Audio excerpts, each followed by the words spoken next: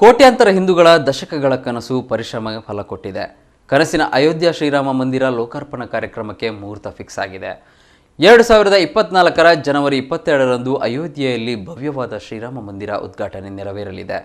ಇದರ ಆಹ್ವಾನ ಪತ್ರಿಕೆಯನ್ನು ದೇಶದ ಗೌರವಾನ್ವಿತ ಪ್ರಧಾನಮಂತ್ರಿಗಳಾದ ನರೇಂದ್ರ ಮೋದಿ ಅವರಿಗೆ ರಾಮ ಜನ್ಮಭೂಮಿ ಟ್ರಸ್ಟ್ನ ಪ್ರಮುಖರು ಉಡುಪಿ ಪೇಜಾವರ ಮಠಾಧೀಶರ ದಿವ್ಯ ಉಪಸ್ಥಿತಿಯಲ್ಲಿ ನೀಡಿದ್ದಾರೆ.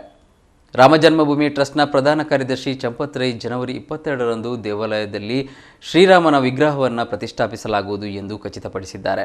ಇದರ ಬೆನ್ನಲ್ಲೇ ಟ್ರಸ್ಟ್ನ ಯತಿಗಳು ಖುದ್ದು ಪ್ರಧಾನಿ ನರೇಂದ್ರ ಮೋದಿ ಅವರನ್ನು ಭೇಟಿಯಾಗಿ ಉದ್ಘಾಟನೆಗೆ ಆಹ್ವಾನ ನೀಡಿದ್ದು ಇದಕ್ಕೆ ಪುಷ್ಟಿ ನೀಡಿದೆ. ಪ್ರಧಾನಮಂತ್ರಿ ನರೇಂದ್ರ ಮೋದಿ ಅವರು ಇತರ ಗಣ್ಯರ ಸಮ್ಮುಖದಲ್ಲಿ ರಾಮ ಮಂದಿರವನ್ನು ಲೋಕಾರ್ಪಣೆ ಮಾಡಲಿದ್ದಾರೆ. ರಾಮ ಜನ್ಮಭೂಮಿ ಟ್ರಸ್ಟ್ನ ಪ್ರಧಾನ ಕಾರ್ಯದರ್ಶಿ ಚಂಪತ್ ರೈ ಅವರು ಪ್ರಧಾನಿ ನರೇಂದ್ರ ಮೋದಿ ಅವರನ್ನು ಭೇಟಿ ಮಾಡಿದ್ದಾರೆ.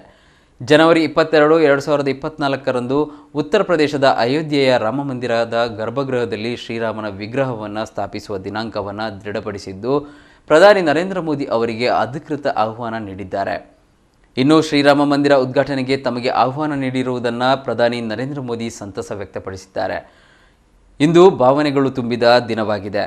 ಶ್ರೀರಾಮ ಜನ್ಮಭೂಮಿ ತೀರ್ಥಕ್ಷೇತ್ರ ಟ್ರಸ್ಟ್ನ ಅಧಿಕಾರಿಗಳು ನನ್ನನ್ನು ಭೇಟಿಯಾಗಲು ನನ್ನ ನಿವಾಸಕ್ಕೆ ಬಂದಿದ್ದರು. ಅವರು ಶ್ರೀರಾಮ ಮಂದಿರದ ಪ್ರತಿಷ್ಠಾಪನೆಯ ಸಂದರ್ಭದಲ್ಲಿ ಅಯೋಧ್ಯೆಗೆ ಬರುವಂತೆ ನನ್ನನ್ನು ಆಹ್ವಾನಿಸಿದರು. ಈ ಐತಿಹಾಸಿಕ ಸಂದರ್ಭಕ್ಕೆ ಸಾಕ್ಷಿಯಾಗುವುದು ನನ್ನ ಜೀವನದ ಅದೃಷ್ಟ ಅಂತ ಪ್ರಧಾನಿ ಟ್ವೀಟ್ ಮಾಡಿದ್ದಾರೆ.